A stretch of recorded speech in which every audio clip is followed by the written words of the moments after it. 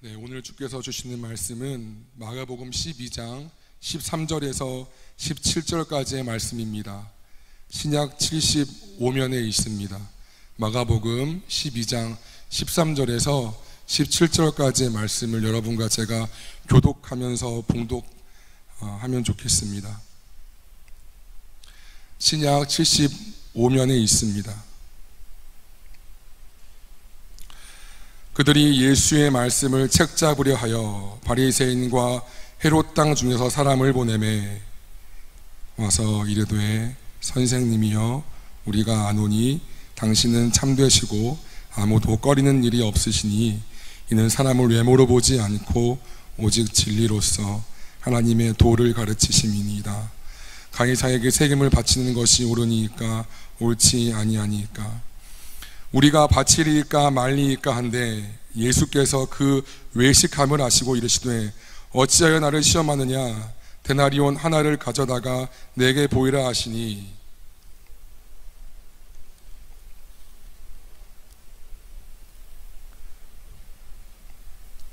합독하시겠습니다. 이에 예수께서 이르시되 가이사의 것은 가이사에게 하나님의 것은 하나님에게 바치라 하시니 그들이 예수께 대하여 매우 놀랍게 여기더라. 아멘. 아멘. 모든 것 위에 뛰어나신 하나님 주권의 우월성이라는 제목으로 하나님 말씀을 증거하고 싶습니다. 우리 같이 한번 인사하겠습니다. 우리 지원자매 너무 반갑고 또 우리 늘 왔던 친구들도 너무 반갑습니다. 우리 저양 옆에 둘러보시면서 잘 모르시더라도 우리 주 안에서 형제 자매님이기 때문에 잘 오셨습니다 라고 같이 한번 인사하면 좋겠습니다. 잘 오셨습니다. 네, 잘 오셨습니다. 네, 우리 너무 이 모임이 얼마나 귀한지 모르겠어요. 제게 주시는 마음은 하나님이 참 이 모임을 기뻐하십니다. 오늘 설교는 여러분께 제가 문제 하나 내드리면서 시작하고 싶네요. 전차가 궤도를 따라 달립니다. 그 궤도에 5명의 사람이 묶여 있습니다. 그대로 놓아두면 전차는 5명의 사람을 치여서 죽게 할 것입니다.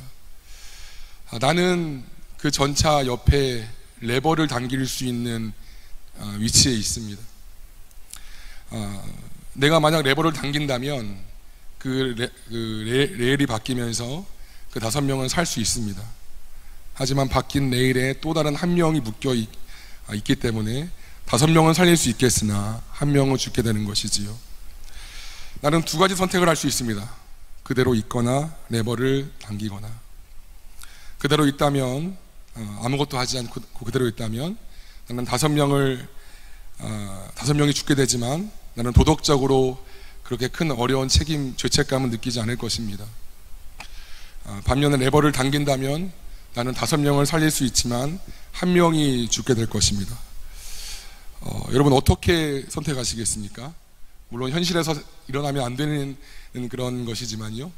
어떻게 하실 것입니까?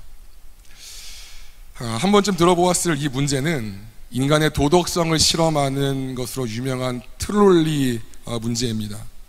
위급한 상황에 누구를 살릴 것인가 하는 윤리 실험이지요. 어느 쪽을 택해도 만족스러운 결과를 했다고 보기는 어렵습니다. 이렇게 선택해야 하는 길은 2가지뿐인데 어느 것을 택해도 만족스럽지 못한, 바람직하지 못한 결과를 초래하는 상황을 우리는 딜레마라 부릅니다. 이렇게 하기에도 저렇게 하기에도 어려운 것이지요. 오늘 본문은 대제사장과 서기관들 또 장로들 예수님 대적하는 사람들이지요. 우리 지난주 야외 예배 때 들었지만 이들이 포도원 주인의 아들까지 죽이는 소장농의 비유를 들었음에도 그 비유가 자신들을 가리키는 비유이므로 들었음에도 예수님을 넘어뜨리기 위한 그런 계략을 중단하지 않습니다. 우리 12장 12절을 같이 한번 볼까요? 12장 12절입니다. 본문 앞에 말이지요.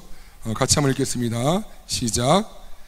그들이 예수의 이 비유가 자기들을 가리켜 말씀하심인 줄 알고 잡고자 하되 무리를 두려워하여 예수를 두고 가니라.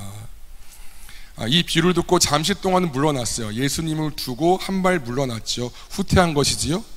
하지만 곧 예수님께 대한 공격을 시작합니다.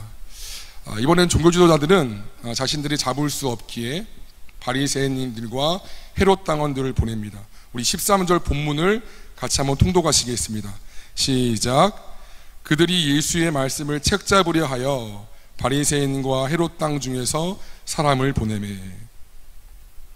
본인들이 아니라 두 그룹을 보내요. 헤롯 당과 바리새인들. 어떻게 하려고요? 예수의 말씀을 책잡으려 하여. 여기서의 책잡다는 원어적인 뜻은 사냥꾼이 사냥감을 잡기 위해 올무나 함정을 놓는 것을 말합니다. 당시 종교지도자들은 자신들의 손으로 예수님을 잡는 것이 어려워지자 유대 사회의 지배 그룹 중 두 그룹이었던 바리새인들과 헤롯 당원들을 보낸 것이지요.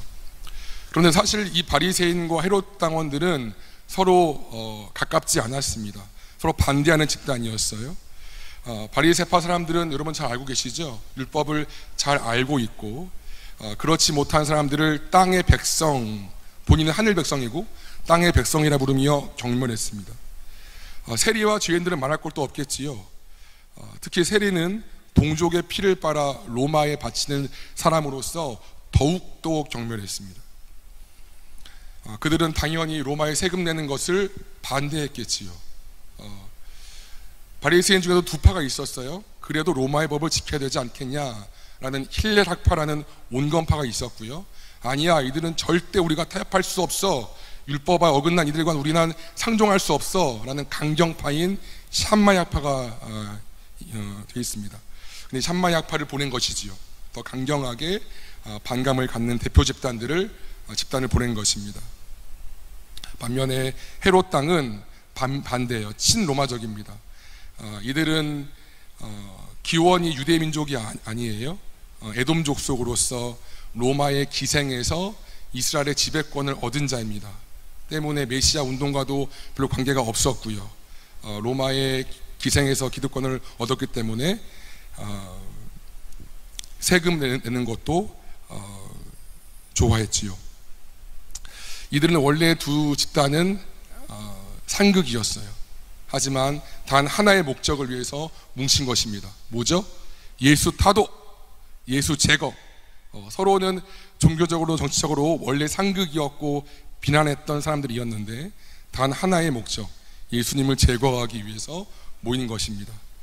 바리새인들의 위선을 드러내시며 비난하시는 예수님, 그리고 자신들의 기득권을 흔들 만큼 인기가 있었던 예수님은 이들의 눈에 가시 같은 존재였던 것이지요.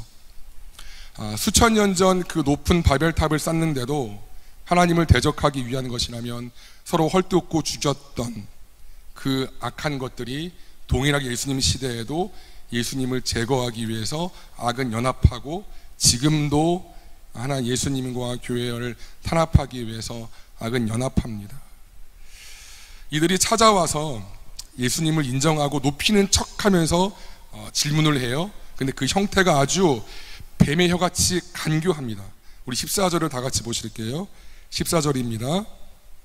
시작. 와서 이르되 선생님이여 우리가 아노니 당신은 참되시고 아무도 꺼리는 일이 없으시니 이는 사람을 외모로 보지 않고 오직 진리로서 하나님의 도를 가르치심이니이다. 가이사에게 세금을 바치는 것이 옳으니까 옳지 아니하나이까. 예수님을 부르는데 선생님이여 라고 불러요. 마음에도 없는 선생님이요. 여기서의 선생님이라는 단어는 여기 보면 뒤에 끝에 하나님의 도를 가르치심이다 라는 말과 짝을 맞습니다. 능동적으로 지금도 가르치시는 분이라는 표현이지요. 쉽게 얘기해서 즉 이 질문에 피하지 말고 즉각 대답을 촉구하는 것입니다. 그러면서 당신은 참되시고 라는 말이 있지요. 이것은 뒤에 오직 진리로서 라는 말과 짝입니다. 당신은 진리지, 진리만을 말하는 거지, 우리에게 답해야 돼. 이렇게 예수님을 높인 척하면서 압박 질문으로 이렇게 압박합니다. 그러면서 당시 유대 사회에서 핫 이슈였던 그런 세금 문제를 말합니다. 로마의 지배 아래 있었던 그런 유대 백성들은 로마에 세금 내는 것을 싫어했는데, 이는 자신들의 압제자를 지원하는 것이었고 그 돈 자체가 굴종의 상태를 말하는 것이기 때문에 싫어했습니다. 또한 세금으로 거둬들이는 것의 상당 부분이 이방 신전의 수리를 위한 것이나 로마 유대 귀족 사이의 상류층으로 흘러갔기 때문에 하나님께서 원하시지 않는다고 생각했지요. 그러면서도 한편으로는 그래도 평화를 위해서는 로마의 세금을 바쳐야 돼 라는 사람들도 존재했습니다. 이 두 의견이 대립했던 거예요. 당시의 핫 이슈, 뜨거운 감자였지요. 바쳐야 된다, 말아야 된다. 바리새인과 헤롯 당원들은 이 첨예한 문제를 예수님께 함정으로 올무로 가져가는 것입니다. 이해되시죠? 그들은 예수님께 질문해요. 어떻게 해요? 가이사에게 세금을 바치는 것이 옳습니까? 옳지 않습니까? 이것은 트롤리 문제에서 느끼는 가만히 있을 수도 그렇다고 레버를 당길 수도 없는 딜레마 같은 질문이었습니다. 그들은 사실 답을 원하는 것은 아니었지요. 옳으냐 옳지 않으냐, yes, 오와 노로 밖에는 답할 수 없는 질문이었고, 이 질문에 어떻게든 답하든 함정에 걸리게 되어 있습니다. 율법에 충실했던, 하나님 말씀에 충실했던 강경파 바리새인들에게는 세금을 내는 것을 반대했고, 헤롯 당원들은 친로마파였기 때문에 세금을 내는 것을 찬성했지요. 어느 쪽을 얘기해도 걸리는 거예요. 만일 예수님께서 가이사, 황제죠, 카이사를, 시저에게 세금을 바치는 것이 옳다고 하신다면 바리새인들은 예수님을 하나님을 반대하는 자야, 우상을 숭배하는 자야, 로마에 찬동하는 자야 라고 하면서 비난했겠죠. 사람들은 등을 돌릴 것입니다. 반면에 예수님은 세금 납부를 해도 된다라고 하면, 세금 납부를 하면 안 된다라고 이야기한다면 헤롯 당원들은 황제에 대한 반역이다 라고 이렇게 이야기하면서 헤롯에게 넘겨줄 것입니다. 예수님을 종교적인 저희로, 그리고 종교적인 저희와 정치적인 저희 사이에서 딜레마에 가두는 것을 봅니다. 여러분이 예수님이라면 이러한 압박 질문에서 어떻게 말씀하시겠습니까? 이럴 수도 없고 저럴 수도 없고, 게다가 당신 선생님이시지요, 진리시지요, 사람을 왜 물어보지 않지요, 마치 높이는 척하면서 그 자리를 피할 수 없게 만드는 이런 압박 상황 속에서 어떻게 여러분들은 말씀하실까요? 전 묵상하면서 진짜 예수님께 위기다, 이런 마음까지 들었습니다. 예수님은 그들의 외식함을 알았습니다. 그렇죠? 마태복음과 누가복음 병행 구절에는 그들의 악함을 아셨다, 그들의 관계를 아셨다라고 이야기를 해요. 그들의 교활함을 꿰뚫어 보신 것이지요. 우리 15절을 다 함께 통독하시겠습니다. 12장 15절입니다. 시작. 우리가 바치리이까 말리이까 한데 예수께서 그 외식함을 아시고 이르시되 어찌하여 나를 시험하느냐, 데나리온 하나를 가져다가 내게 보이라 하시니, 너희들 세금 바칠 때 내는 돈 내게 갖고 와봐 말씀하세요. 그러자 그들이 로마 주화인 데나리온을 갖고 가서 보여드립니다. 유대인들은 당시 너를 위하여 새긴 우상을 만들지 말라라는 10계명의 제2계명을 따랐기 때문에 사람의 흉상이 새겨진 동전을 사용하지는 않았습니다. 하지만 로마에 세금 바칠 때는 로마 돈인 데나리온을 바친 것이지요. 당시 로마 은전의 모습을 좀 보여주시겠어요? 이렇습니다. 은전에는 예수님 당시 왼쪽인가요? 여러분 보실 때 로마 황제였던 디베리오, 성경에는 디베로라 되어 있는 티베리우스 황제의 흉상이고요. 그때 다시 좀 보여주세요. 네, 글자가 있지요. 그 글자는 티베리우스 황제의 아우구스티누스, 신이신 아우구스티누스의 아들이라는 글귀가 되어 있습니다. 예수님은 16절에서 이 동전을 딱 보시고 말씀하세요. 이 흉상과 글이 누구의 것이니? 황제의 흉상과 그림이기에 당연히 그들은 가이사의 것입니다, 황제의 것입니다 라고 이야기를 해요. 그 말씀을 들으신 예수님께서 완전히 판을 뒤엎는 한마디 말씀을 하세요. 가이사의 것은 가이사에게, 하나님의 것은 하나님께 바치라. 우리 17절을 다 같이 통독했으면 좋겠습니다. 시작. 이에 예수께서 이르시되 가이사의 것은 가이사에게, 하나님의 것은 하나님에게 바치라 하시니 그들이 예수께 대하여 매우 놀랍게 여기더라. 이 말씀의 뜻이 뭘까요? 이게 오늘 본문의 핵심입니다. 하나님의 것은 하나님께 바치고 가이사의 것은 가이사에게 바치라. 이 본문의 진위를 파악하기 전에 여러분 두 가지 잘못된 해석을 피하기를 바랍니다. 첫 번째는 이거예요. 이것은 예수님께서 로마 정부의 부당한 조세 제도를 인정하신다는 것이 아니라는 것입니다. 로마서 13장은 이렇게 이야기합니다. 같이 한번 읽지요. 시작. 각 사람은 위에 있는 권세들에게 복종하라. 권세는 하나님으로부터 나지 않음이 없나니 모든 권세는 다 하나님께서 정하신 바라. 하나님께서 이 세상을 통치하는 방식이 두 가지예요. 하나는 하나님의 말씀을 통해서고 다른 한 가지는 세속 정부를 통해서입니다. 그래서 바울도 권세는 하나님께로부터 났으니 너희는 하나님의 이 세속 권력에 순복하라 말하는 것이지요. 나라가 이행하는 정책을 따르고 세금을 내고 나라의 그 행정에 순응하는 것은 당연합니다. 그리고 교회는, 신자는 세상 그 어떤 누구보다, 어떤 기관보다 이 세금이나 이런 부분에 대해서 더 정직하고 투명해야 합니다. 아마 이것만 잘해도 한국교회가 욕을 먹지 않을 것 같아요. 그러나 그 권력이 부당하거나 부패하거나 세속 권력보다 더 높은 권력, 즉 하나님의 말씀과는 다른 것들을 이행할 것을 요구할 때는 표현해야 하고 저항할 수 있어야 합니다. 만약 오늘 이 맥락에서 예수님께서 로마에 대한 그런 수치, 세금 수치를 인정하신 것이라면, 그렇죠? 그럼 로마의 그런 부당한 수치에 대해서 예수님께서 인정하셨다는 건데 그것은 예수님의 공의에 맞지 않습니다. 똑같은 거예요. 만약 일제시대 치하에서 일제가 태평양 전쟁의 승리를 위해서 우리한테 그 많은 고열을 짜내었잖아요. 그것을 가이사의 것이다 라고 말씀하셨다고 인정합시다. 말이 안 맞잖아요. 그러므로 이 말씀은 조세에 대한 것이 아닌 것이지요. 두 번째입니다. 두 번째 잘못되는 것은 신앙 따로 세상 따로라는 이분법적 신앙의 정당화나 교회의 비정치성 내지는 탈정치성의 정당화를 말하는 것이 아님을 봐야 합니다. 가이사의 것으로 대표되는 것은 정치, 경제 같은 어떤 세속적인 것이고요. 하나님의 것으로 대표되는 것은 소위 영적인 일이라고 생각하는 것. 예를 들어 교회에서 기도하고 말씀 보고 전도하고 봉사하고 개인 신앙 관리하는 것 같은, 이것이 따로따로 분리되었다라고 생각하는 것은 아닌 것입니다. 이런 이분법적 신앙으로 세상적인 그리스도인이 증가되었고 한국교회는 소금의 맛을 잃어갔음을 부인할 수 없습니다. 교회에서 누구보다도 성령 충만하고 열정 충만한 성도님인데 세상에서는 정욕 충만한 분들이 있지요.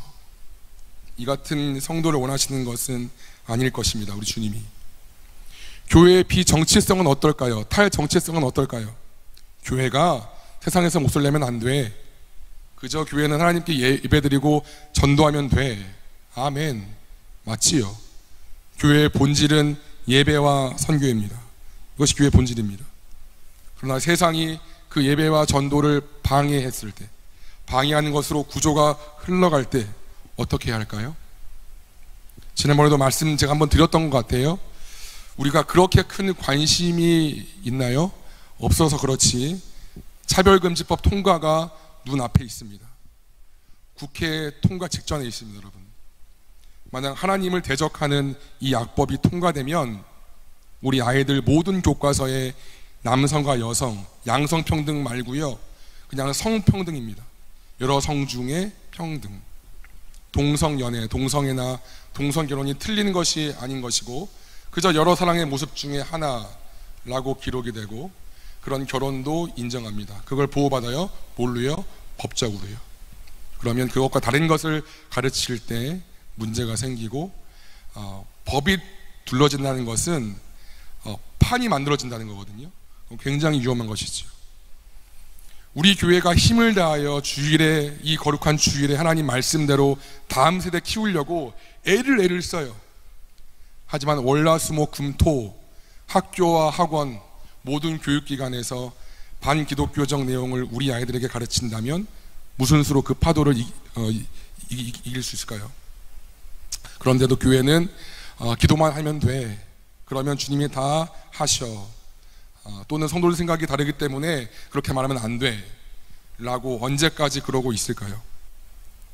사단은, 적군은 세상에서 명민하게 움직이는데 교회는 언제까지 교회 안에서만 있을까요? 기도가 중요하지 않다는 것이 아닌 것이고요, 교회가, 신자가 이분법적 신앙에서 탈피함을 말씀드리는 것입니다. 믿음으로 행동하고 도전하고 표현해야 합니다. 이것이 이 시대가 요구하는 신자의 저항이지요. 여러분들 친구들에서 또는 어떤 댓글에서 표현하셔야 돼요. 나는 이렇게 생각하지 않아, 이것은 옳지 않아. 제가 예전에 한번 너무 답답해서 네이버 뉴스 어느 한 진보라고 할까요? 이런 표현을 쓰고 싶지 않지만 진보 채널에 저는 그렇게 생각하지 않습니다라고 쭉 한번 처음으로 그 댓글을 달아봤어요. 근데 너 틀딱이구나, 이 극우, 이 보수 꼴통아, 촤, 이런 시대입니다. 여러분, 우리가 주류라고 하지만 주류가 아닌 거예요. 갈수록 더 할 것입니다. 그렇다고 가만히 있을까요? 기도하면 돼, 기도 아멘이지요, 중요하지요, 철회하고 밤새서 기도해야지요. 근데 표현하고 행동하고 믿음으로 나가셔야 됩니다. 다시 돌아와서요, 이 두 가지 잘못된 해석을 탈피한 다음에요, 그렇다면 가이사의 것은 가이사에게, 하나님의 것은 하나님에게 바치라. 과연 이 말씀의 의미는 무엇일까요? 주께서 이 말씀을 하시기 전에 16절에서 하신 말씀이 있어요. 우리 16절을 다 같이 한번 보시겠습니다. 16절이에요. 시작. 가져왔거늘 예수께서 이르시되 이 형상과 이 글이 누구의 것이냐, 이르시되 가이사의 것입니다. 가이사의 것을 말하기 전에 이 형상과 이 글이 누구의 것이냐, 가이사의 형상과 가이사의 것을 갖고 왔지요. 그럼 하나님의 것입니다, 하나님의 것이라고 할 때 그 전에 숨겨진 말은 뭘까요? 하나님의 형상과 글입니다. 사람은 누구의 형상을 따라 만들어졌지요? 창세기 1장 27절의 근거에서 하나님의 형상을 따라 만들어졌습니다. 온 우주는 누구의 숨결을 담고 있지요? 창조주 하나님의 숨결을 담고 있습니다. 결국 예수님은 이 온 우주와 사람을 비롯한 모든 창조물이 다 하나님의 형상이므로 하나님의 것이고, 그 하나님의 것을 하나님께 바치라고 말씀하시는 것입니다. 다시 말해서요, 중요합니다. 이 구절은 그 뜻이 하나님의 통치를 떠나 그 자체의 독립된 영역이 로마 제국으로 대표되는 세속 국가 내지는 인간의 삶을 말하는 것이 아닌 것이고, 그 모든 것을 다스리시는 하나님 주권의 우월성을 나타내는 말씀입니다. 하나님 로마 제국으로 대표되는 그들만의 독립된 영역 말고요, 그 모든 것을 초월하시는 하나님 나라의 주권의 우월성을 말씀하시는 것입니다. 바리새인들과 헤롯 당원들은 납세 문제, 조세 문제로 예수님을 함정에 빠뜨리려고 했어요. 하지만 이것은 주권의 문제입니다. 주권의 문제를 예수님이 갖고 오세요. 이것이 옳은가요, 옳지 않은가요? 라고 했지만 그것이 아니라 이게 정말 누구의 것이니? 라고 물으시는 거죠. 주권의 문제로 갖고 오시는 거예요. 그렇다면 너는 누구의 것이니? 너는 누구의 형상이니? 과연 네 자신의 것이 있느냐? 라고 물으시는 것입니다. 세상 모든 것이 다 하나님의 형상인데 과연 황제의 것이 있기나 한 것이냐? 모든 것이 다 내 거, 다 모든 것이 하나님 것인데 과연 황제의 것이 있긴 한 것이냐고 도전적인 질문으로 말씀하시는 것입니다. 이와 같은 예수님의 말씀에 우리 17절 마지막 절을 보시면 되지요. 그들이 예수께 대하여 매우 놀랍게 여겼더라 라고 말씀합니다. 병행 구절은 더 이상 말하지 못하고 떠나가는 그런 그들의 모습을 보여줍니다. 시편 24편 1절은 이야기예요. 우리 같이 한번 읽지요. 시작. 땅과 거기에 충만한 것과 세계와 그 가운데 사는 것은 다 여호와의 것이로다. 땅과 거기에 충만한 것과 세계와 그 가운데 사는 것은 다 여호와의 것이다. 최고의 권력자인 로마 황제도 주님 거, 나도 주님 거, 그가 밟았던 땅도 주님 거, 내가 밟고 있는 땅도 주님 거, 다 모든 것이 주님 거라는 거지. 고린도전서 4장 7절의 말씀을 같이 한번 읽겠습니다. 이 말씀, 여러분 이 말씀만 한 구절 기억하고 가셔도 돼요. 시작. 누가 여러분을 남달리 뛰어나게 하였습니까? 여러분이 가진 것 중에서 하나님에게 받지 않은 것이 무엇입니까? 여러분이 가진 것이 하나님에게 받은 것이라면 어째서 받지 않은 것처럼 자랑합니까? 이 구절은 너무 중요해요. 같이 다시 한번 읽을게요, 여러분. 시작. 누가 여러분을 남달리 뛰어나게 하였습니까? 여러분이 가진 것 중에 하나님에게서 받지 않은 것이 무엇입니까? 여러분이 가진 것이 하나님에게 받은 것이라면 어째서 받지 않은 것처럼 자랑합니까? 성경은 내가 가진 것이 다 하나님께로부터 받은 것이라고 말합니다. 여러분 이 말씀의 근거에서요, 내가 만약 열심히 공부해서 원하는 대학에 들어간다면 누가 그렇게 했을까요? 하나님이지요. 내가 만약 회사에 들어가서 감사하게 내 연봉이 올랐어요, 승진이 되었어요, 누가 한 것일까요? 주님인 것이지요. 그렇죠? 그런데 왜 우리는 내가 한 것처럼 자랑할까요? 하나님께 왜 감사하지 않고 하나님과는 관계없는 단지 가이사의 것이라고 생각해서 하나님이 취하실 영광을 내가 다 취할까요? 가장 쉬운 예로 물질을 들어볼까요? 물질의 노예가 되지 않는 비결은 물질의 주인이자 물질을 주시는 하나님을 인정하는 것입니다. 그리고 그 표현이 11조로 대표되는 헌금 생활이에요. 11조 하고 계시죠? 아멘. 네, 하셔야 합니다. 내가 100만 원 벌었는데 근데 아깝죠. 10만 원 내는 거 아깝습니다. 저도 아까워요. 저도 아깝습니다. 그래서 사람이 받으면 헌금부터 딱딱딱딱 한 달치 딱딱딱 물론 구별해놔요. 내 거 아니야. 근데 아까워요. 저도 아깝습니다. 액수가 커질수록 1000만 원 벌었다 치고 1억 벌었다 치고 그럼 100만 원? 1000만 원인 거잖아요. 더 아깝지요. 근데 왜 아까울까요? 이게 왜 아까울까요? 왜 아까울까? 내가 땀 흘리고 고생해서 내가 벌었다고 생각하기 때문에 아까운 것입니다.